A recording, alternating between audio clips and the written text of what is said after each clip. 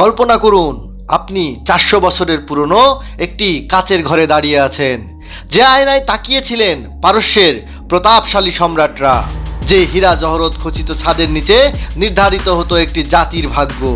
হঠাৎ একটি তীব্র কান ফাটানো শব্দ, মাটির গভীর থেকে উঠে আসা এক প্রবল কম্পন, চারপাশের মহামূল্যবান আয়নাগুলো বৃষ্টির মতো ঝরে পড়ছে, ভেঙে চুরমার হয়ে যাচ্ছে 4 শতাব্দীর গৌরব। এটি কোনো সিনেমার দৃশ্য নয়।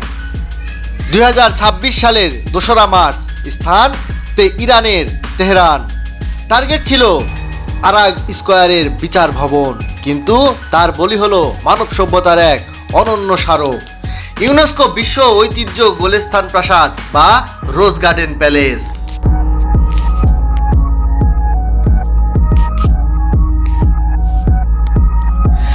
সাফাবিদ থেকে কাজার তিল তিল করে গড়ে তোলা পারস্য শিল্পের সেই অহংকার আজ ধ্বংসস্তূপের নিচে।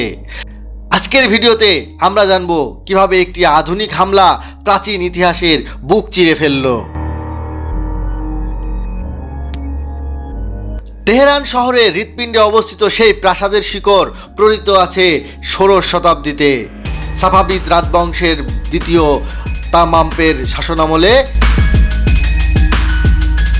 2026-এর সেই অভিশপ্ত দিনের হামলায় কি হারিয়েছি আমরা, স্থানীয় গণমাধ্যম এবং আনাদোলু এজেন্সির রিপোর্ট শুনলে আপনার বুক কেঁপে উঠবে। 1750 সালের দিকে তৈরি এই হলের ছাদের কারুকার্য ছিল বিশ্ববিখ্যাত। হামলার প্রচণ্ড অভিঘাতে সেই ছাদ আজ ধসে পড়েছে। যে সিংহাসনে বসে রাজারা দরবার করতেন আজ তা ধুলোয় ধূসরিত।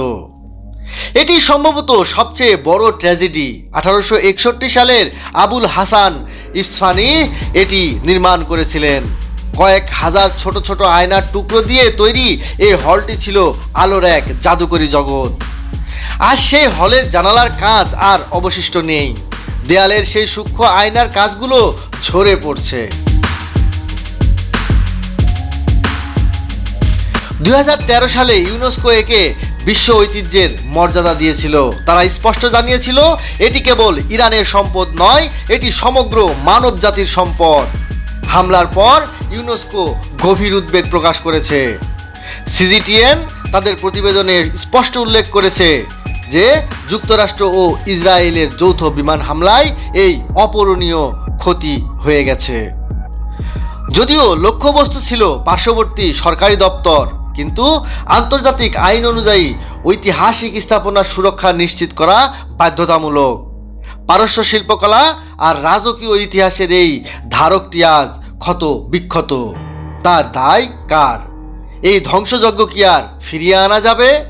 বিজ্ঞানীরা বলেন 18 শতাব্দীর সেই সূক্ষ্ম আয়নার কাজ আবার হুবহু তৈরি করা অসম্ভব। গোলেস্তান মানে গোলাপের বাগান, কিন্তু আজ এই বাগান বারুদের গন্ধে ভারী।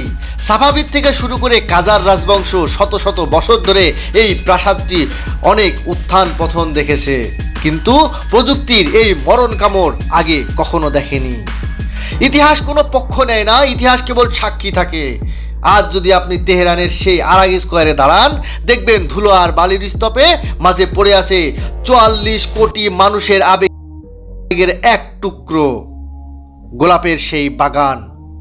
গোলাপের সেই বাগান কি আবার কখনো হাসবে, নাকি ইতিহাসের পাতায় একটি কেবল ধ্বংসপ্রাপ্ত কিংবদন্তি হিসেবেই রয়ে যাবে?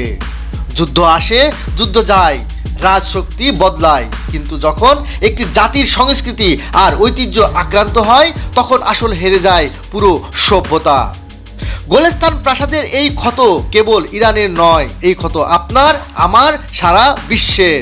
আপনার কি মনে হয় আধুনিক যুদ্ধের এই ভয়াবহতা থেকে কি আমাদের পূর্বপুরুষদের রেখে যাওয়া এই স্মৃতিচিহ্নগুলো রক্ষা করা সম্ভব নয়? কমেন্টে মতামত জানাবেন। আর ইতিহাসের এই ট্র্যাজেডি ছড়িয়ে দিতে ভিডিওটি শেয়ার করুন। আজ এ পর্যন্তই।